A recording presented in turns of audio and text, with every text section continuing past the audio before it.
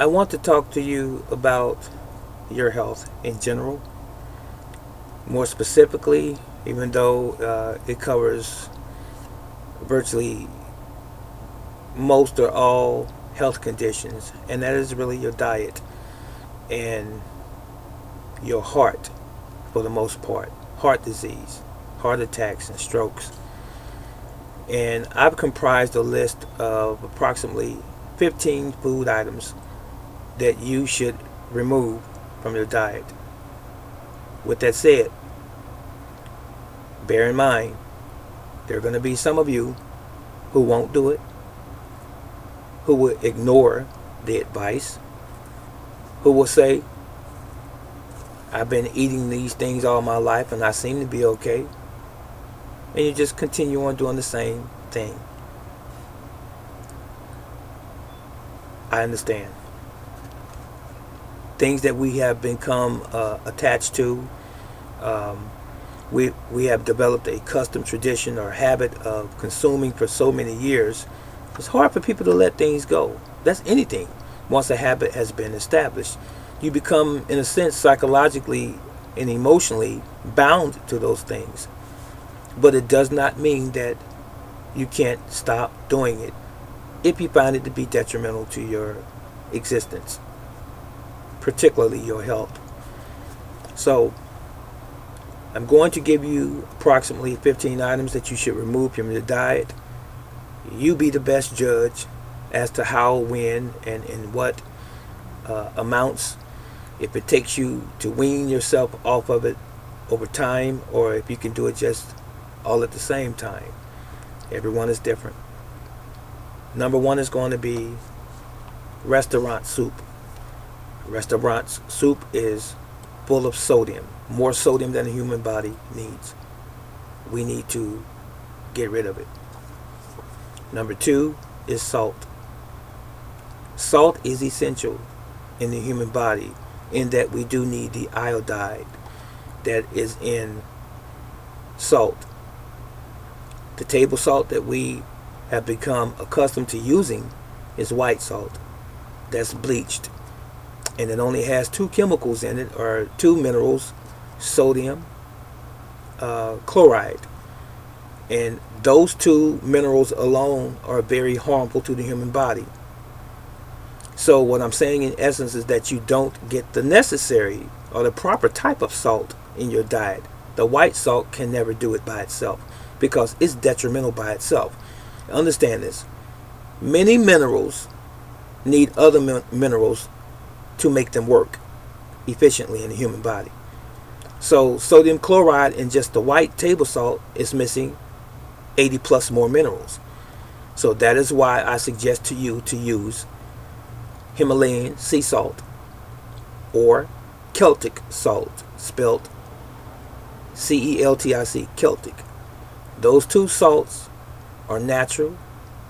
They're mined from the ocean and from several places in the world, and they contain 90 plus minerals, essential or necessary minerals to the human body. Now, if I just said that they are essential, what does that mean? You can't live without them. Now, you might be living as I'm speaking to you, but you have a lot of conditions going on in your body health-wise that are degrading, and you don't even know that it's contributed to the fact that you are deficient in certain minerals. And usually most of them. And you won't find most minerals in the vegetation that we buy or the produce that you buy at the grocery store. Some things have to be done in supplement form because we have stripped the soil in a lot of places throughout the United States and even the world. Okay? I just wanted to throw that footnote in there. So salt, make sure it's the right salt, but take white salt out of your diet if you want to live. Number 3, canned vegetables. If you're going to do vegetables, do them fresh, in this order: fresh, frozen, and canned goods absolutely last. If you do canned goods, because they're chocked full of sodium again, you want to rinse the water out of the vegetables and put some fresh water, pure water, into those vegetables. Okay? Number 4, tomato sauce. Many tomato sauces come in a can, but you will find tomato sauce also in jar. But understand that tomato sauce is full of sodium again as a preservative. We don't need that much sodium in the human body from day to day. Frozen meats, same thing, preservatives and sodium. Number 6, ketchup. That's a tomato product, right? Ketchup has what in it? Salt, sodium. Get rid of it. There are alternatives. Be creative. Number 7, beef jerky. Beef jerky is one type of food product that is truly full of salt. And that's your beef sticks, your pork sticks, your turkey sticks, all of those packaged sticks that you usually see at the checkout counter in the 7-Elevens and the Starvin' Marvins and the UDFs and places like that. They are full of salt. Okay? You notice that many of the items that I mentioned are full of salt or sodium. Coffee creamer, number 8. It has hydrogenized oil and it's high in cholesterol. It is a trans fat. That's not good. If you're going to put cream in your coffee, it's best to almond milk, coconut milk, some other organic type of cream, but definitely not the powdered traditional kind, hydrogenized oil based. Okay? Number 9, ice cream. We know ice cream is full of sugar. Who doesn't know that? Tastes good. I used to love me some strawberry ice cream, but I haven't had ice cream in years. Again, there are alternatives. Number 10, fried chicken. Now, did you know that the incidence of heart disease is greater in the South than it is in other places in the United States? There's a reason. They fry a lot of foods down south, in the South. Fried foods. And there's a higher incidence of heart attacks and strokes down there because of the fried food. You can figure that one out on your own now, can't you? So it's best, if you're going to have meat, particularly what I just mentioned, chicken, it's best to bake it. Okay? That was number 10. Number 11 is white rice. White rice is not natural rice. Brown rice is better. White rice is bleached. Has no nutrition in it whatsoever. It is just a staple. It is just something that we have customarily used throughout our lives. I grew up on white rice, and most of us have grown up on white rice. You go to Chinese restaurants, it's white rice for the most part. Your takeout restaurants, white rice. All right? Brown rice should be your substitute. Real rice.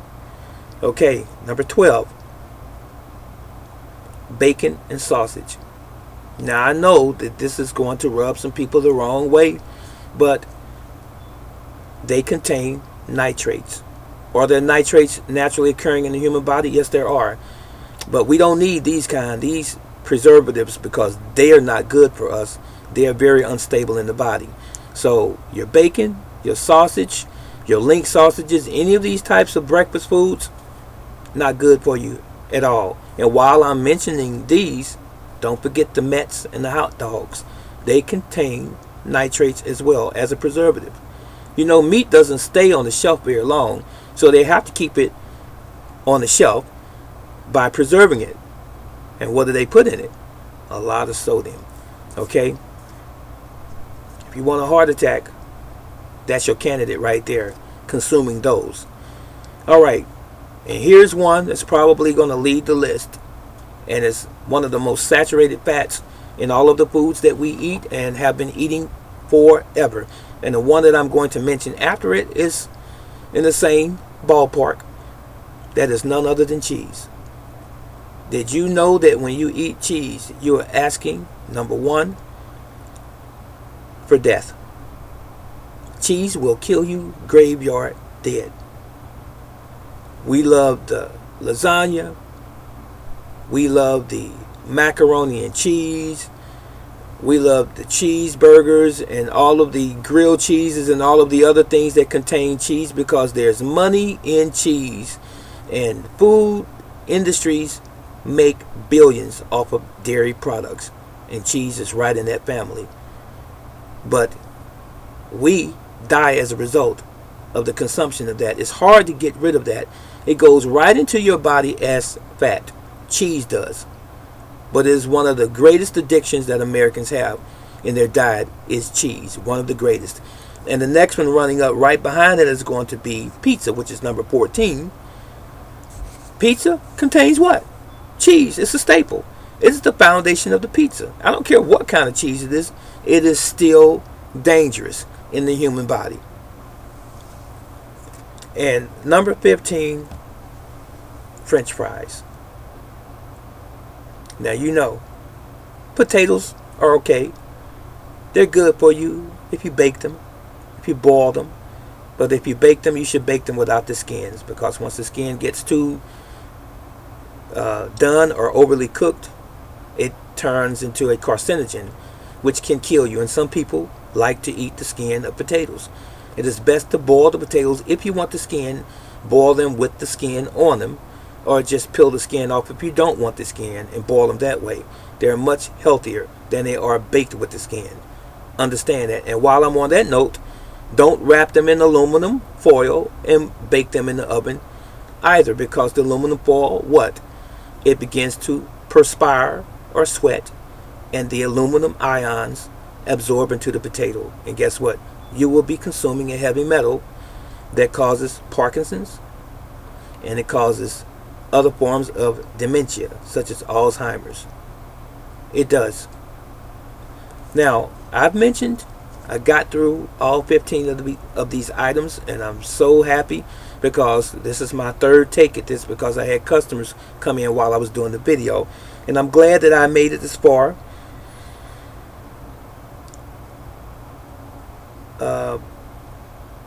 I was just checking my notes. Make sure that you remove these items from your diet if you want to avoid having strokes and heart attacks. This is just a start right here. Now, someone asked the question and wants to ask the question even. What are we supposed to eat? We can't eat anything. I've been asked that before. Many times. Not just a handful of times, many times. So what are we supposed to eat? Are you intelligent enough to make decisions? Then I guess you have to go on the journey. You need to start reading ingredients. But don't go too far from the garden. The majority of all of our diets should be overwhelmingly vegetation. Vegetables should be the number one thing.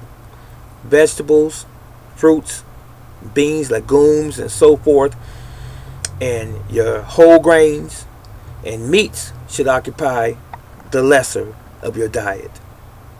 And by all means, make sure that you stay fully hydrated. Fresh water. Even if you don't like water, make yourself drink water. The average human being loses about 2 liters of water per day. You must put minimally 2 liters of water back into your body. And while you're losing that water, you're also losing electrolytes, which is also consistent of minerals. Replace those minerals, not with mineral water. It's simply not going to do it. The minerals come from the food that you eat, the vegetables and the fruits. Okay? So those are your electrolytes. If you want an alkaline water, get you a glass of water, clean water, pure water. Squeeze a lemon, a lime, or both. Now your water's alkaline. It's that simple. It's not that complicated. Be blessed and stay healthy. If you have any further questions concerning this video or any other subject for that matter, or anything that you want me to address within reason, please leave it in the comment section below. Yahweh loves you, and I love you forever.